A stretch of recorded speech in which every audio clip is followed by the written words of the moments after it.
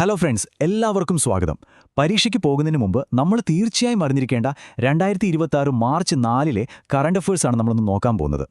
ഒരു മാർക്ക് പോലും നമുക്ക് മിസ്സാക്കാനില്ല. അപ്പോൾ ഈ പ്രധാനപ്പെട്ട പോയിന്റ്സ് എല്ലാം നമുക്ക് ഒരുമിച്ച് പഠിച്ചുറപ്പിക്കാം. റെഡിയല്ലേ? നമുക്ക് തുടങ്ങിയാലോ? വെറും 5 മിനിറ്റ്, അതിനുള്ളിൽ എല്ലാ കീ ഫാക്ട്സും. ഇതെല്ലാം നിങ്ങളുടെ ഓർമ്മയിലങ്ങ് ലോക്ക് ചെയ്യാൻ തയ്യാറാണോ? എങ്കിൽ പിന്നെ സമയം കളയണ്ട, നമുക്ക് നേരെ കാര്യത്തിലേക്ക് കടക്കാം.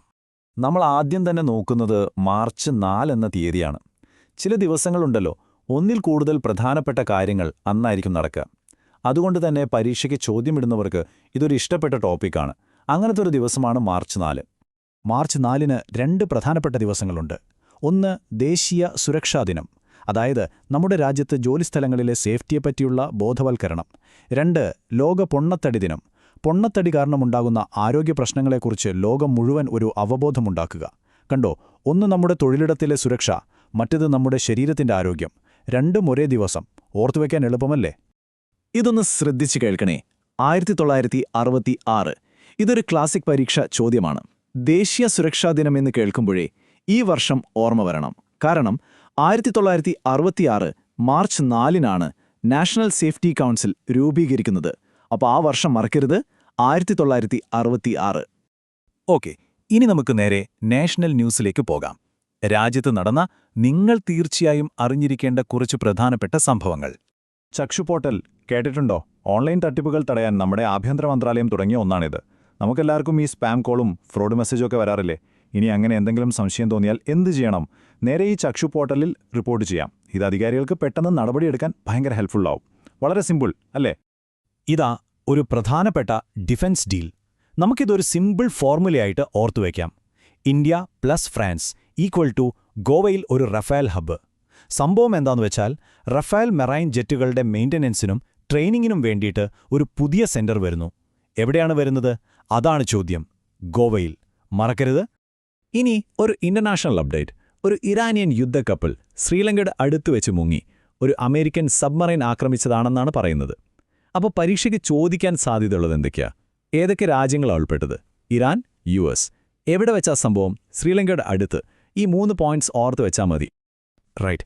ഇനി നമ്മൾ ഫോക്കസ് ചെയ്യുന്നത് നമ്മുടെ സ്വന്തം കേരളത്തിലേക്കാണ്. PSC പരീക്ഷ എഴുതുന്നവർക്ക് ഇത് വളരെ വളരെ ഇമ്പോർട്ടൻ്റ് ആണ്. സോ ശ്രദ്ധിച്ചു കേൾക്കണം. ഇതൊരു ചരിത്രപരമായ തീരുമാനമാണ്. കേരള ഭാഷാ ബിൽ 2025 ഗവർണർ ഒപ്പുവെച്ചു. അതിന്റെ അർത്ഥമെന്താണെന്നറിയുമോ? ഇനി നമ്മുടെ സംസ്ഥാനത്തെ ഭരണഭാഷ പൂർണ്ണമായും മലയാളമായിരിക്കും. ജനങ്ങളുടെ ഭാഷയിൽ തന്നെ ഭരണം എന്ന വലിയൊരു കാര്യമാണിത്. അപ്പോൾ എവിടെയൊക്കെയാണ് മലയാളം നിർബന്ധമാക്കിയത്? ഈ 3 കാര്യങ്ങൾ മറക്കരുത്. 1, ഗവൺമെന്റ് ഓർഡറുകൾ. 2, കോടതി നടപടികൾ. 3, പൊതുമേഖലാ സ്ഥാപനങ്ങൾ. ഇത് 3ഉം ഓപ്ഷനിൽ തന്നു ചോദിക്കാൻ നല്ല സാധ്യതയുണ്ട്. അടുത്തത് അവാർഡാണ്. 2024-ലെ GV രാജ പുരസ്കാരം 2 പേർക്കാണ് കിട്ടിയത്. അത്ലറ്റിക്സിൽ മുഹമ്മദ് അഫ്സൽ, ബാഡ്മിന്റണിൽ PC തുളസി. ഇത് ഓർത്തിരിക്കാൻ ഒരു എളുപ്പവഴിയുണ്ട്. A for Afzal, A for athletics. കണ്ടോ? സിമ്പിൾ. അപ്പോൾ പിന്നെ PC തുളസി ബാഡ്മിന്റൺ ആണെന്ന് ഓർക്കാൻ എളുപ്പമായി. ഓക്കെ, ഇനി കുറച്ച് ആവേശമുള്ള വാർത്തകളിലേക്ക് പോകാം. വിജയങ്ങളും പുതിയ നിയമനങ്ങളുമാണ്. പ്രത്യേകിച്ച് നമ്മുടെ സംസ്ഥാനത്തിന് അഭിമാനിക്കാവുന്ന ഒരു കിടിലൻ വിജയവാർത്തയുണ്ട്. യെസ്, കേരളം 8ാമത്തെ തവണ സന്തോഷ് ട്രോഫി അടിച്ചു. ഫൈനലിൽ തോൽപ്പിച്ചത് ഗോവയെ. കൊഴി നടന്നത് ഹൈദരാബാദിൽ. പക്ഷേ ഇതിലെ ഏറ്റവും ഇമ്പോർട്ടന്റ് പോയിന്റ് ഏതാ? ആ നമ്പർ തന്നെ, 8. കേരളത്തിന്റെ 8ാമത്തെ സന്തോഷ് ട്രോഫി. ഇത് മറക്കരുത്. ഇനിയൊരു പ്രധാനപ്പെട്ട അപ്പോയിന്റ്മെന്റ്. FCI, അതായത് ഫുഡ് കോർപ്പറേഷൻ ഓഫ് ഇന്ത്യയുടെ പുതിയ മാനേജിംഗ് ഡയറക്ടർ. ആരാണെന്നല്ലേ? വിവേക് കുമാർ IAS.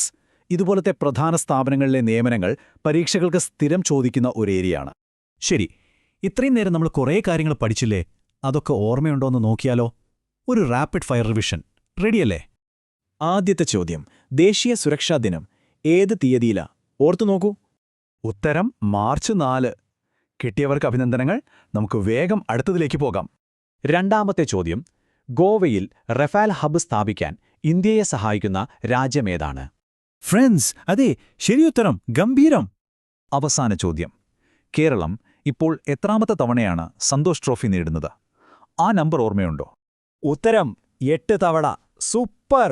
എല്ലാവരും ശരിയാക്കിയെന്ന് വിശ്വസിക്കുന്നു. അപ്പോൾ നമ്മൾ ഇന്നത്തെ പ്രധാനപ്പെട്ട എല്ലാ പോയിന്റ്സും കവർ ചെയ്തു. അച്ഛാ, ഇതിലേത് ചോദ്യം അടുത്ത പരീക്ഷയ്ക്ക് 100% വരുമെന്നാണ് നിങ്ങൾക്ക് തോന്നുന്നത്? താഴെ കമന്റ് ബോക്സിലൊന്ന് പറയൂ, നമുക്ക് നോക്കാലോ. അപ്പോൾ അടുത്തൊരു ടോപ്പിക്കുമായി വീണ്ടും കാണാം. അതുവരെ എല്ലാവരും നന്നായി പഠിക്കുക. All the best.